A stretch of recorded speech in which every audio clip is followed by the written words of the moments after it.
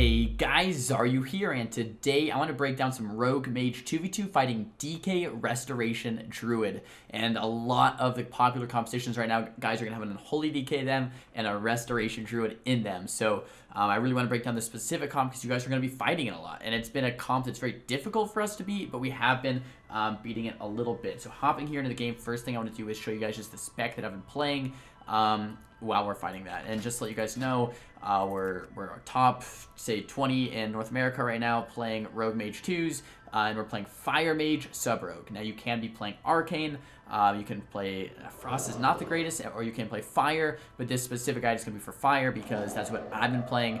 Not to say that Frost or Arcane is bad, but I find it very, very effective right now to play on that Frost Mage.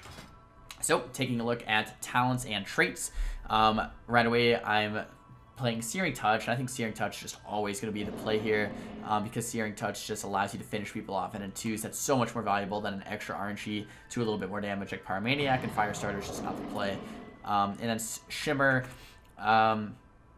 Shimmer is just always the play in this competition because you need the extra mobility to land the polys and the rings, and I'll show you guys why here in a second, and the greater pyros. And Canner's Flow, always extra damage. Flame on, always more burst. A lot of people say, why not Phoenix Flames? You know, Phoenix Flames is on global cooldown, which means you can't use it as effectively, which means if it's on global and you can't use it as effectively, then your burst is going to be a little bit less. So Flame on for more burst, more consistency. Ring of Frost to help you get the polys onto the Restoration Druid if he's shifted or if you get kicked on the polymorph attempts. Living Bomb just because the other two break CC, and Meteor for that extra burst. And I'm playing Temp Shield, Controlled Burn, and Greater Pie.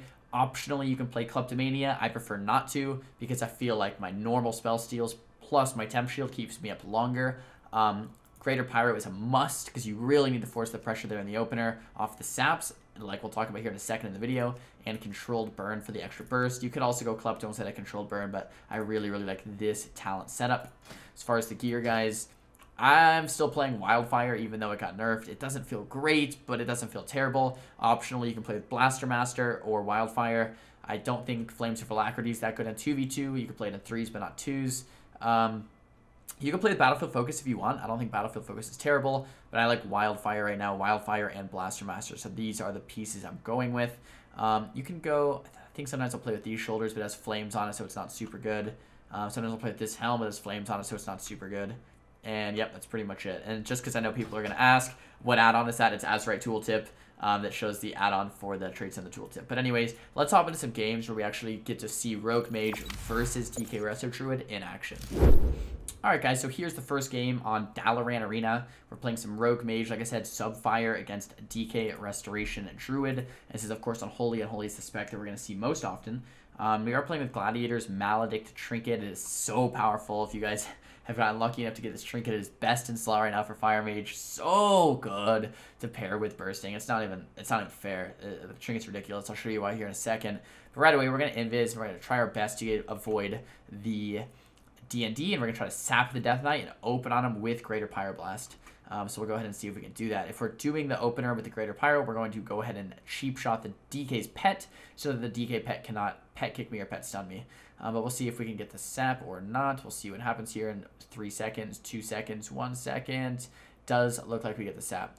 We actually find the Druid out of stealth as well. And I actually remember this game's very unfortunate. My Rogue does get knocked out. Looks like by the little lava beam from to and from the pets. My Rogue actually gets knocked. This is just a terrible opener. So normally you'd get the sap and then the big opener with maybe a smoke bomb, cheap shot the pet, and really force a lot of defensives. Instead, my Rogue gets stunned out of stealth. We're going to cast the Greater Pyroblast. He does steal it. And so a lot of people right here would not cast the second Greater.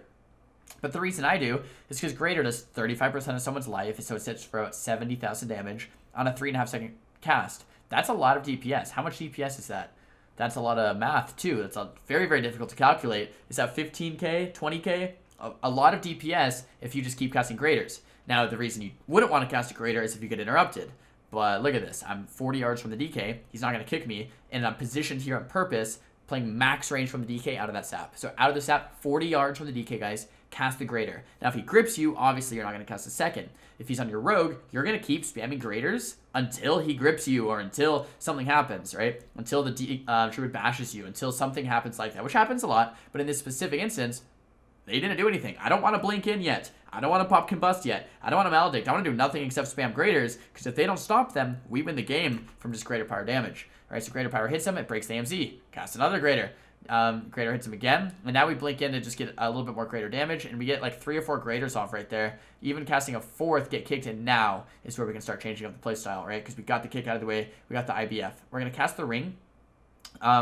Looks like DK trinkets on that go as well. We go ahead and sheep the DK, and this is just a peel for my rogue, right? My rogue is going for the re-stealth. He's running away, going for the re-stealth. We Nova the DK, we Dragon's Breath the DK, we ring the DK, we polymorph the DK, we slow the DK, anything we can do to help my rogue get away, and we position ourselves in a way where we stand on top of the DK, so it makes myself a good target to be like, oh look, let's just hit the mage instead. Simply, guys, I want the DK on me, right? I want the DK to hit me because my rogue's in trouble. I still have Ice Block. We run right at the DK, point blank, spam sheeps, and spam graders, try to get kicks out of the way. It looks like we do. Here's where we spam spell steals, try to clean up the DK for the go. We have diminishing returns, so my rogue can go whenever we want. Full blind coming out, spamming the greater Pyroblast once again. We get skin and Druid's Trinket. Look how, like this, guys, this is what I want to underline. Bold underline. If you take nothing from this video, watch this right here. We do a go, we blind, and we go. Great, very basic. Blind, cheap shot, greater pyro. Druid Trinket barks. Look how fast I cancel the greater pyro. I don't pop Combust. I don't pop Maledict. I don't pop Meteor. I don't pop Fire Blast. All my one shot. I hold. We got Trinket. We got Skin. Look what I do. I cancel and cast Poly. This is what you guys need to learn. Cancel, Dragon's Breath, run. My rogue runs away immediately. He knows the DK's not going to die. I run away immediately. We're not wasting damage. We're not wasting time. With that stun, we run away because we got the skin and we got the trinket. Next go, they have no trinkets, no skin, no IBF. We have everything. We should win next go, right? This is perfect. We're not wasting time. We're not staying in when we don't have to. Rogue gets a re-stealth. Shadowy Duel. I'm running away, not letting the DK stay in my line of sight. Put the Ring of Frost around me. Rogue gets kind of swapped to, so now we're coming in and sheep the Death Knight for the setup here. Go for a resheep on the Dispel if we can, and switch that sheep on over to the Druid. And now, guys, now is when we can throw the Meteor, the Combust, the Maledict, the Fire Blast, one shot here onto the DK. Every single button that we have, and boom, taking him down to 30-something%. Going for a resheep. Looks like we do land at 15%. AMS is still up, and hopefully he goes down. He gets a little bit of heal, and then he goes down. Guys, first go, we opened, we got the DK Trinket. Second go, we think we got the IBF. Third go, we got the Trinket from the Druid and the skin. Fourth go, we pop everything and kill. This is what you're aiming to do. You're not looking to just randomly run in one shot. Or you can, but you're gonna sometimes win. You're gonna sometimes win. You're gonna sometimes get lucky and win. But a lot of the times, guys, you're just gonna pop defensive. You're gonna have nothing, and you're gonna lose. If you want to play a very coordinated rogue mage game, what you're gonna have to do is push in, force each defensive, run away, reset, slowly get all the defensives, and then win the game with your combustion, with your Maledict. Here's the damage breakdown. We're playing at the highest MMR in North America currently. Playing Fire Sub. You know, definitely works here. Damage breakdown, healing breakdown if you guys want to take a look. But let's hop into another match. Alright guys, 12 round arena. Rested Druid Death Knight. And I do want to reiterate as well, I feel like I haven't said it enough this game, is that if you guys don't kill in about 2 minutes, you probably are going to die, right? This game is going to be 2 minutes or less almost every time. Excuse me, sometimes it might go to 3 minutes, but like at the end of the day, guys, you're not trying to play a long game versus this. So keep that in mind, right? It's like at the end of the day, you're going to have to go win in a few goes, maybe 3 or 4 goes, or else the game's over. We get the sap on the Death Knight. Like I said, I want to try to get the Greater Pyro off the sap if possible. Pets on me. If I got in a little bit sooner, I could have casted Sheep High and Sheep Shot the Pet. We would have had a nice big go. We steal the Mark of the Wild from the DK. Threatening with the Greater Pyroblast. You know, don't have to actually cast them, but threatening them keeps the DK from having the line of sight, and kind of scares him off a bit. Druid opens, we throw him to focus, DK trinkets, and look at this, guys. We got the trinket, we got the skin. We don't even have to do anything from here. Like, we can literally just reset if we want, right? We Dragon's Breath the DK, go, blink when he grips, and go for a sheep. We get kicked. Going for a ring. Let's see if we land it. Going for maybe a spell steal or two, and go for another sheep. Like, that's it, guys. He stole the sheep actually right there. Temp Shield's going to progress back to full life. Then Chronic eats it a little bit. So now we have to go just because I'm getting pressured. Full blind comes out onto the healer. We're going to throw the Meteor, Combust, and damage. So the reason I'm doing this, guys, the reason I'm using my cooldowns is because, one, I'm 30% life, and I don't have that much longer to survive. 2, the Druid didn't trinket the blind. Now, if the Druid trinketed the blind, I don't use Combustion, I don't use Maledict, we run away, and we reset when he trinkets the blind. We ice block, we go back next, go with everything, and we win the game. But since he's not trinketing the blind, I'm like, great, let's just Vanish Sap, you know, or Dance Sap the blind, use everything, and now the Druid gets punished for not using his trinket, DK's going to be in trouble, he's going to have to trinket the Sap anyway. So I'm basically using this to either A, win the game, if the Druid misplays, B, force the trinket from the Sap, he has to trinket the Sap, or C, if we get a Sap on the trinket, or a Shadowy Duel, or a power play, then we win anyway. So it just puts us in 3 very good different situations. Let's see what happens. Full Sap comes out, we don't get the resap, we don't get the duel, but we do get the trinket. So it puts us in that second situation that we just talked about, and now he Shadowy Duels the DK, and that allows me to run away. Now, no IBF, no trinket, no skin, no nothing.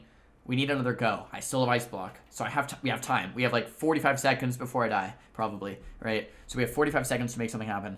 I have no damage, really. I have no meteor. I have greater pyros, and I have Searing Touch, Scorches, aka to finish the enemy, and maybe a Fire Blast or 2 max by the time we want to go. That's not a lot of damage, right? So we really need to get that pie off. Lion Sighting the best I can, trying to turtle out for this next go. He grips me, we Spell Steal, we Dragon's Breath, going for a sheep. I probably trinket that. Yep, I do. Going for the sheep again on the trinket, and boom, Polymorph comes out, and we swap the poly. So right here, guys, is a very common thing that we do. We sheep the guy that we're trying to kill for the setup, keep him stable, keep him nice and clean. We kidney the healer, then we swap the sheep to the healer as we open on the guy that we just sheeped. Does that make sense? Sheep the DK, kidney the Druid, sheep the Druid, sheep shot the DK. So everything is perfectly clean, concise. Nothing can really mess us up here when we go for a setup like that.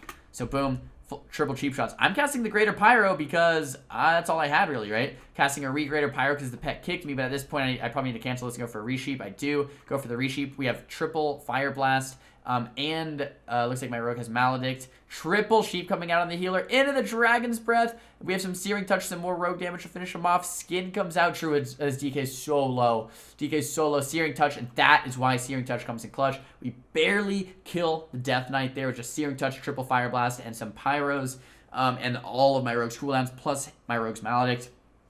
We kill the DK. So once again, guys, these games are close. They're fast, usually less than 2 minutes, and you know, they're not very easy. And a lot of the times, like, I'm just gonna be straight. You guys should be losing this matchup a lot of the times. But if you're going to win, this might be how it looks, right? Fast game, good setups, force them into terrible positions over and over again. If they're on me, we go for those resets. If they're on him, we go for those resets in the opposite regard. And it's kind of just back and forth. So hopefully this video helps you guys versus Arrested Druid Death Knight. Guys, if you enjoyed this video, make sure to give it a big thumbs up. If you guys did not enjoy the video, make sure to give it a big thumbs down. Talk to me down below in the comments about what you guys want to see in upcoming videos. One suggestion I heard was a rogue mage guide versus you know, unholy DKs, or versus resto shamans, or you know, basically rogue mage versus every single class, or a lot of the most popular compositions at least. So I want to try to start getting videos out like that for you guys. I plan on doing a full-length fire mage guide, a full-length maybe Arcane Mage guide, maybe even a Frost Mage guide out for you guys as well, telling you guys traits, the stuff that I'm currently playing with, the stuff I'm currently testing, the compositions, all that kind of stuff as well. So if you guys want to see all that, let me know down below. Guys, don't forget to follow me on Instagram. I'm posting pretty much daily stories on Instagram talking about what I'm doing, when new YouTube videos go live, when I'm streaming on Twitch, my workouts, if you guys care about that, everything that I'm doing pretty much right here on Instagram. So Xaryu LOL on Instagram, and boom, there it is, guys. Thank you so much for watching. I'll see you guys in the next video. Peace.